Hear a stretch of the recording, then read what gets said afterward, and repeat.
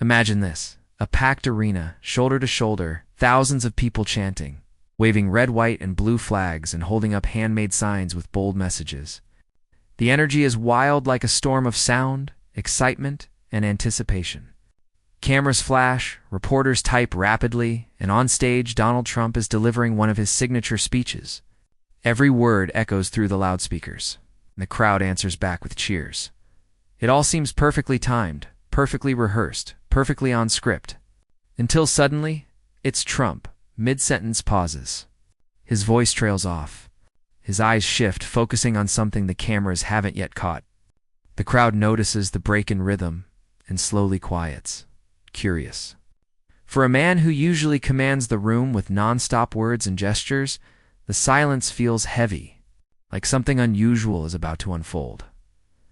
Just a few rows from the front, in the middle of a sea of cheering faces, stands a man in uniform. His posture is firm, trained, almost soldier-like, but his face tells a different story. His chin trembles, his jaw is clenched, and his eyes overflow with tears. They roll down his cheeks without restraint. It's not the tears of joy the rest of the crowd wears. It's not excitement. It's something deeper. The contrast is striking. Around him, people are laughing, shouting, waving signs, but he stands frozen in his own pain. He doesn't hide it. He doesn't turn away. He simply stands there, broken, in the middle of celebration. Trump notices. And unlike many politicians who might have looked away, kept to the script, and pressed forward, he doesn't. He stops. He stares.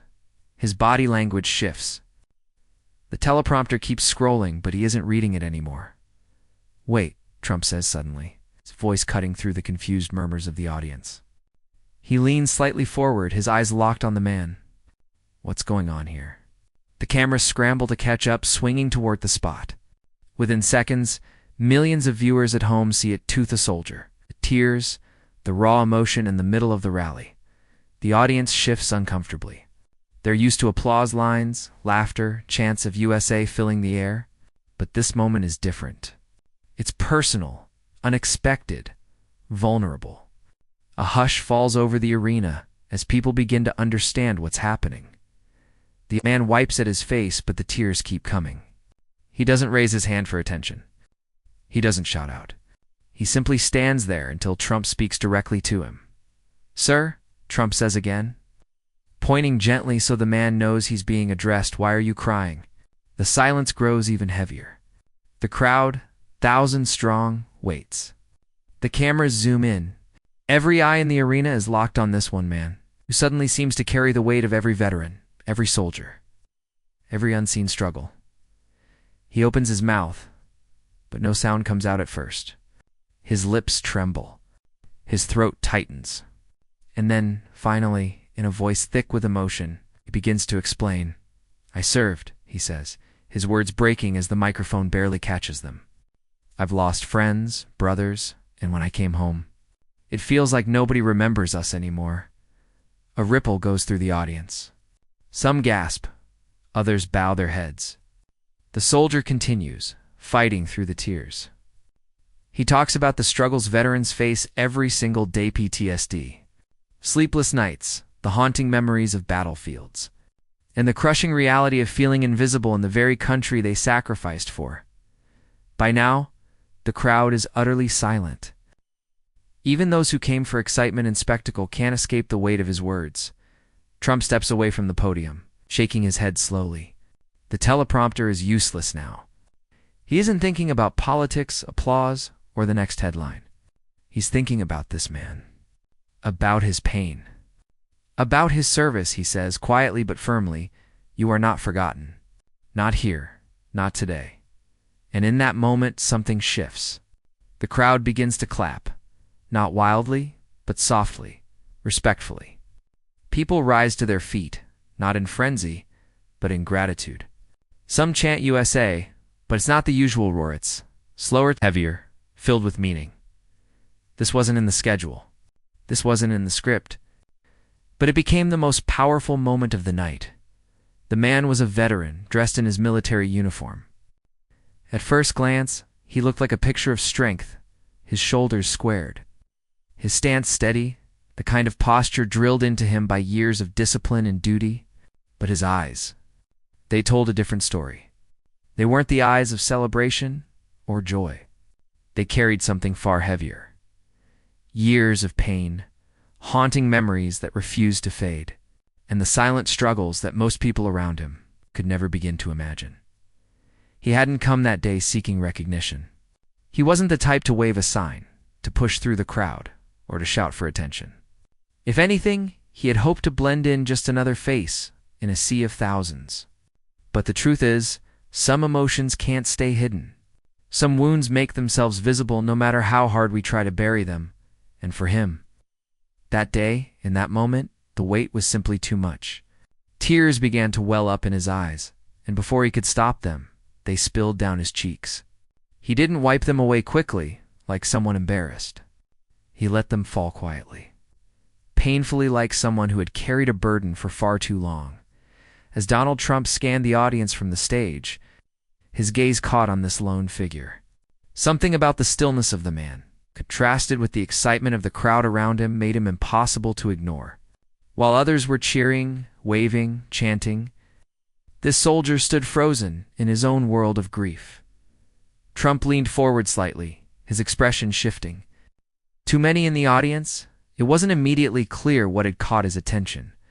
But then he made a subtle hand gesture, one that only the security team would understand. He motioned for them not to interfere in massive events like these. Security is always alert. Any unusual behavior, any distraction, and they're trained to step in quickly. But Trump, without breaking eye contact with the soldier, silently signaled that this was different. This wasn't a threat. This was something else. Something that mattered. The cameras, quick to follow his line of sight, adjusted. Within seconds, the big screens inside the arena lit up with the image of the soldier, tears streaming down his face. And not only the arena, millions watching at home suddenly saw what Trump had seen: a man in uniform, standing tall, yet breaking silently, fighting back emotions in front of the world. A ripple spread through the crowd. The cheering slowed. The clapping grew faint. One by one, people began to notice him too. The noise faded into an unusual stillness. Like everyone realized at the same time that something extraordinary was unfolding. It wasn't planned. It wasn't staged. This wasn't the polished world of politics or the fiery rhythm of a rally. This was raw, real, and deeply human. The soldier's presence was a reminder of things people don't always want to confront. That behind the uniforms are men and women who carry invisible scars. That the cost of service doesn't always end when the war is over. That sometimes the strongest looking among us are the ones fighting the hardest unseen battles. And as the cameras stayed focused on him, there was no hiding anymore. His quiet pain was on display, not because he wanted it, but because the truth has a way of surfacing when least expected. Trump, still watching him closely, lowered his voice as he returned to the microphone. His tone had changed. He wasn't speaking to the thousands in the arena or the millions on television. For that moment, he was speaking directly to one man, one soldier, and everyone waited to see what he would say. Trump, known for his fiery speeches and unscripted remarks, suddenly stopped reading from the glowing teleprompter screens in front of him. His usual rhythm, the confident hand gestures, the strong tone, the energy that kept the crowd roaring halted in an instant. He leaned forward, his gaze fixed directly on the man in uniform. "Sir," Trump said, his voice cutting through the silence. "What's wrong? Why are you crying?" The arena, which moments earlier had been thundering with cheers, dropped into an eerie quiet. Thousands of people froze in place. You could almost hear the hum of the stage lights and the faint buzz of camera equipment. The man in uniform swallowed hard, his chest rising and falling quickly. For a long moment, he said nothing. The veteran hesitated. His lips trembled, as if the words were caught behind years of silence. He shook his head slightly, trying to collect himself, but the emotions were too powerful.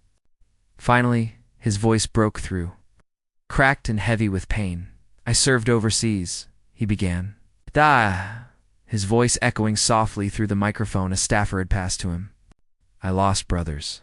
Too many. Men I trained with, men I ate with, Men I fought beside, they didn't make it home, and me. He paused, wiping at his face. I made it back. Sometimes it feels like I never really came back at all. The audience shifted uneasily. Some people looked down at their shoes. Others clasped their hands together. What had started as a political rally was suddenly something entirely different, an intimate confession of sacrifice and struggle. The veteran continued, each word heavier than the last. When I got home, it wasn't parades and open arms. It was silence. Bills piling up. Nights, I couldn't sleep. Days, I couldn't work. I see men like me homeless on the streets, battling demons that nobody else can see. We gave everything, and now it feels like we've been left behind. Forgotten in our own country, gasps rippled through the crowd. A woman near the front wiped away tears. A man took off his hat and held it to his chest. Others whispered prayers under their breath. This wasn't the kind of moment anyone had expected. This wasn't about politics, slogans, or applause lines. It was raw, unfiltered humanity. Trump walked slowly toward the edge of the stage, never breaking eye contact with the soldier. For a man known for his booming presence and quick comebacks, his demeanor now was entirely different. His steps were slower. His tone softened. And when he spoke again, the usual bravado was gone. You are not forgotten, Trump said, his voice low but firm. Not here. Not today. The words seemed to hang in the air, reaching not just the veteran but every person in the room. The crowd erupted not in their usual deafening cheers but in something far more powerful. A wave of applause rolled through the arena, people rising to their feet. Many shouted, "Thank you for your service." Others clapped through tears, and some simply stood silently, hands over their hearts. The veteran, overwhelmed, tried to stand taller, as if the weight on his shoulders had been lifted just slightly by those words. Trump nodded at him, and then added, "You carried the weight of this country on your shoulders. You carried it when others could not. And I promise you America must carry you now. We must never forget." At that, the crowd roared louder. But this time it wasn't the usual rally chant of USA, delivered like a battle cry. It was slower, steadier, a chant filled with respect rather than noise. USA, USA, they repeated, as if reminding the soldier that his country still stood behind him. For a brief moment, it didn't feel like a rally at all. It felt like a family, thousands strong, rallying not around a politician, but around a soldier who had given everything. And in that sacred pause, both the crowd and the cameras understood. This was no longer about politics. This was about people, and the veteran, standing there with tears still on his face, was no longer invisible. The words sparked something powerful. At first, it was just a few people clapping, their palms meeting slowly, almost cautiously, as if they were afraid to break the silence. But then the sound grew. One by one, people across the arena joined in, and the applause spread like a ripple across water. It wasn't the usual kind of cheering you'd expect at a rally, the thunderous noise of chants and slogans. This was different. It was slower, deeper, more meaningful. Each clap seemed to carry weight, like an unspoken thank you, like a collective acknowledgement of a sacrifice most in the room could never fully understand. From different corners of the crowd, voices began to rise. "Thank you for your service." Someone shouted, their voice cracking with emotion. Another followed, and soon the chant began, USA, USA, USA. But again it wasn't loud and frantic like before. It was softer, heavier, filled with respect rather than frenzy.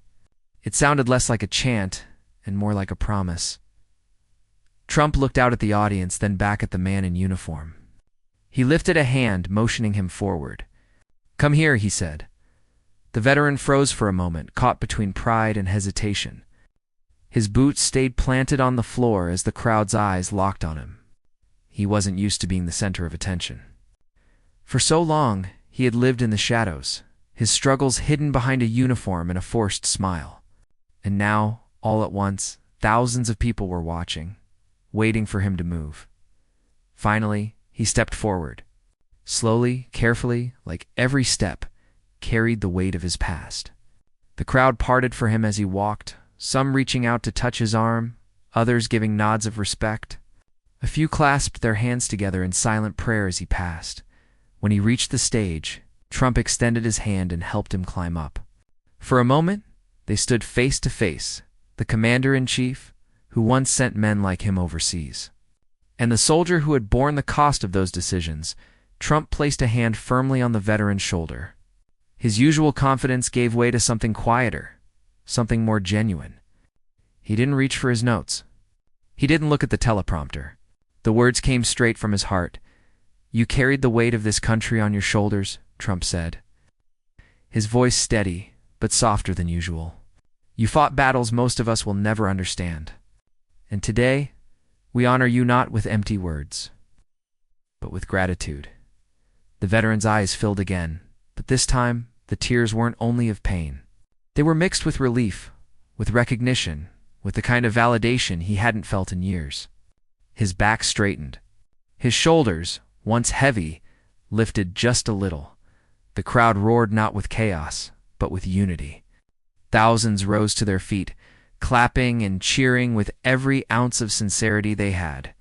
The arena shook with sound, not of politics or partisanship, but of gratitude. For the first time in years, the veteran wasn't invisible. He wasn't just another face lost in a system that so often forgets the very people who sacrifice everything. He wasn't a statistic or a number or a story someone reads about and then forgets the next day.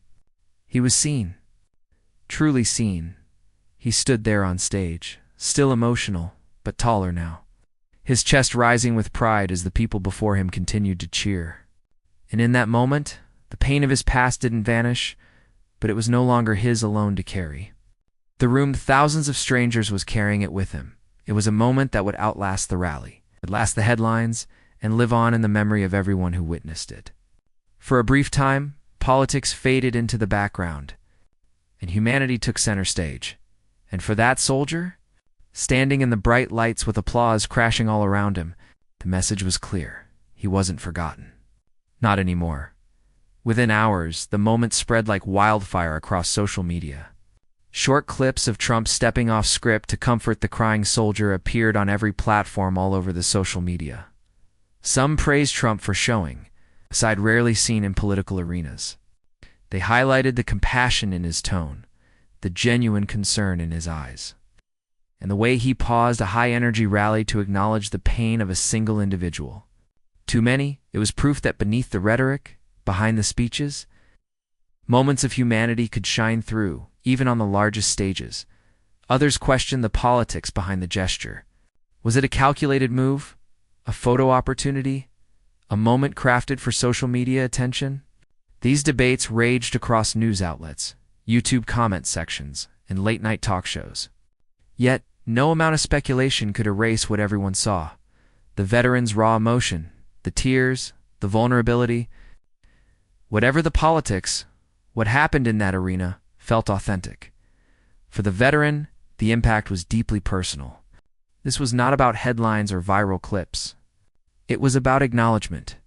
For years, he had carried the invisible weight of service. He had endured sleepless nights haunted by memories of lost comrades, and days filled with the silent struggle of reintegration into civilian life. His sacrifices, though monumental, often felt invisible. This single moment, Trump pausing to recognize him, to speak directly to him, to honor him, was a confirmation that he had not been forgotten.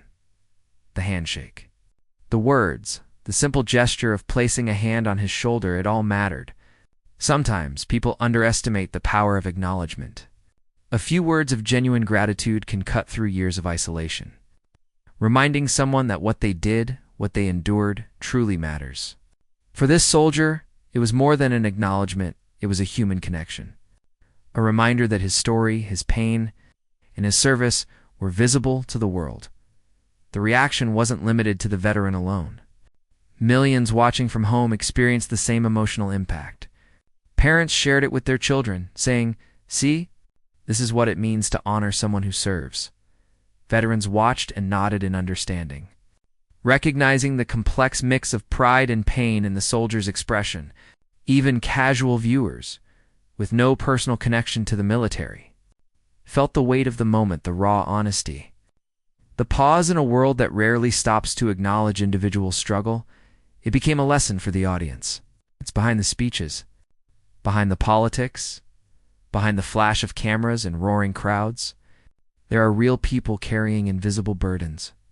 Soldiers, veterans, and service members are not statistics. They are human beings with families, memories, losses, and emotions. When someone stops, looks them in the eye, and recognizes their humanity, it can change the course of a life. The viral moment also reminded people of a deeper truth. Compassion doesn't always need to be planned or scripted. In a world where everything is rehearsed, edited, and polished for public consumption, moments of authenticity stand out like beacons. The arena meant for political spectacle became a place of genuine human connection, showing that even in the most orchestrated settings, humanity can break through. And for those who witnessed it, whether in person or online, it became a story they would remember for years. Not for the politics, not for the slogans, but for the sight of a soldier being truly seen. A soldier who, for one unforgettable moment, felt the weight of his sacrifices acknowledged and honored. It was a reminder that sometimes all it takes is one person noticing, one person caring, to change everything.